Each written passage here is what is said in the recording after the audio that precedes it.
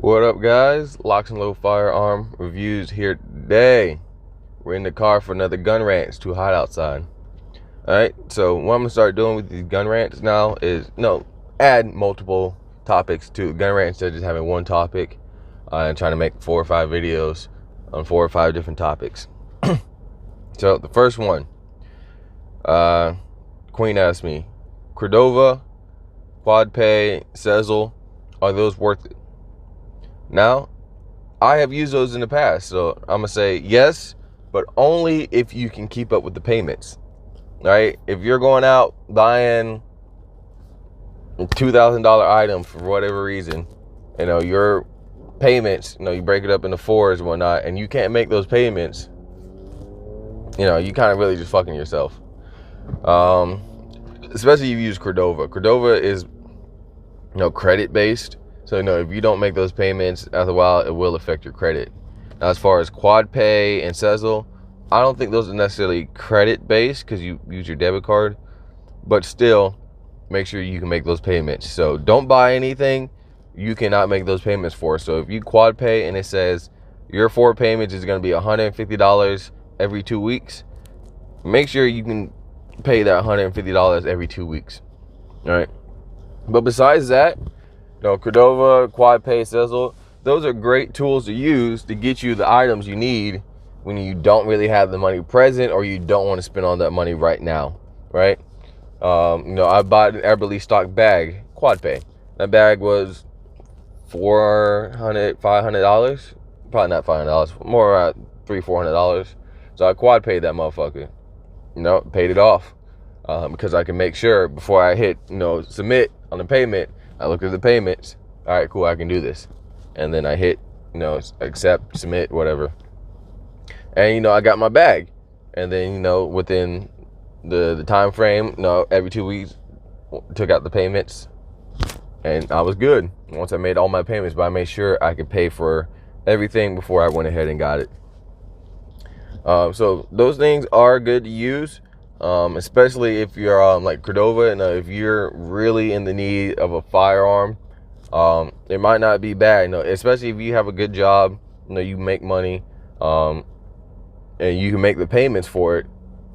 Sure, if you absolutely need it right now, you don't have, let's say, $2,000 to get you a rifle and a pistol, right?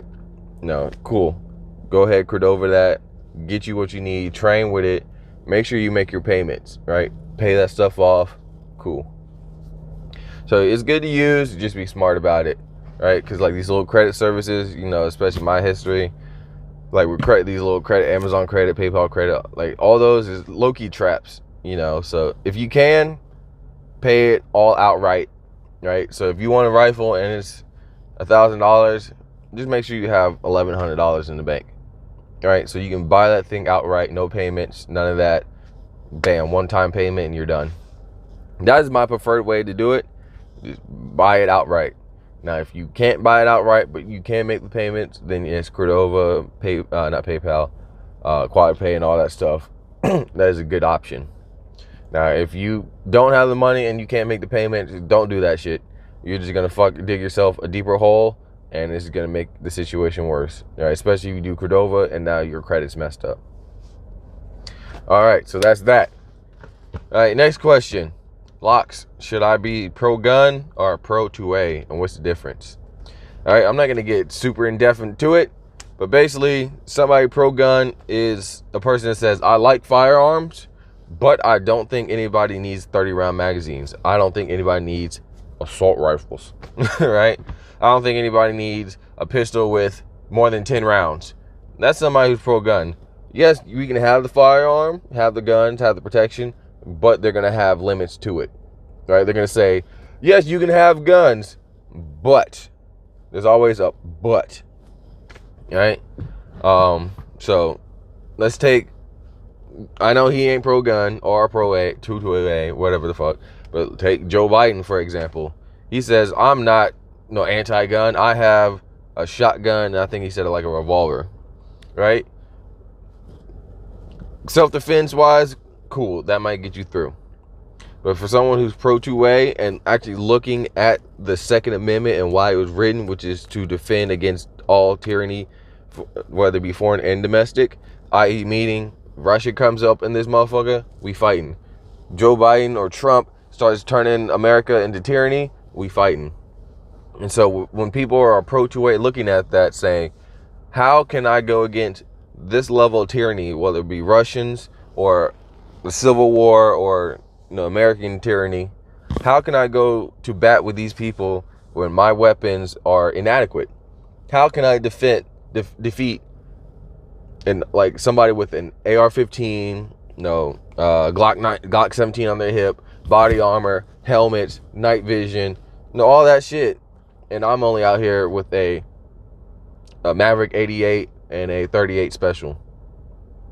You're not going to be able to really do much or anything with that type of weaponry. And so that's why people who are pro 2A are like, no, if the government has ARs, I want an AR. If the police have ARs, I want an AR. And that's how they're looking at it, as in, no, I need to be prepared to defend against tyranny, whether it be foreign or domestic. And so they are not looking to limit their weapons. They're looking to give themselves the most advantageous advantage, if that's a word, advantageous advantage. Right? They're looking for what gives them the most muscle. And that is an AR-15, 30 rounds, especially if it could be full auto or something, right? But if you're looking at someone who's pro-gun, they're not looking at that. They're looking at, what if somebody comes to my house? And that's it.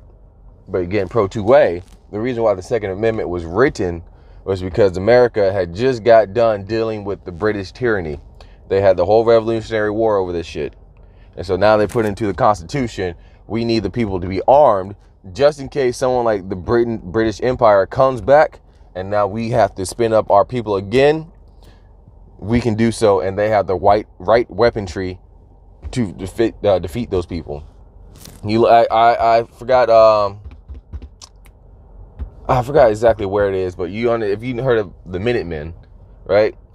Average civilians who within a minute can be spun up to confront an attack or some kind of threat. And so I think it was Concord.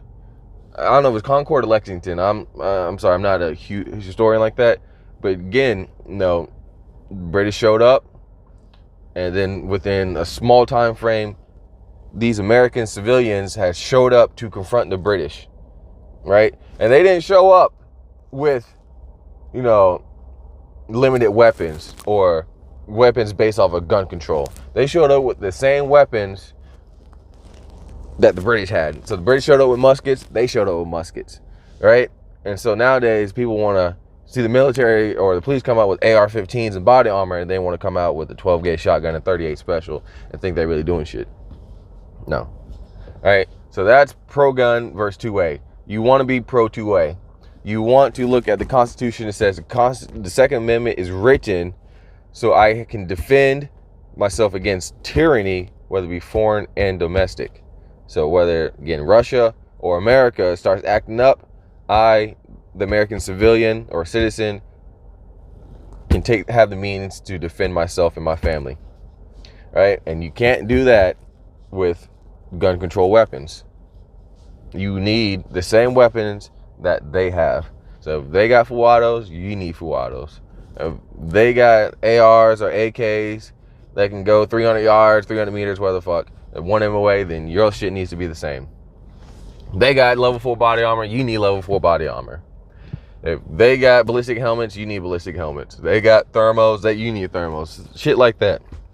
Whatever they have, we need to have in order to properly defend ourselves against that tyranny. So, again, this is my definition of it: pro-gun versus pro-2A.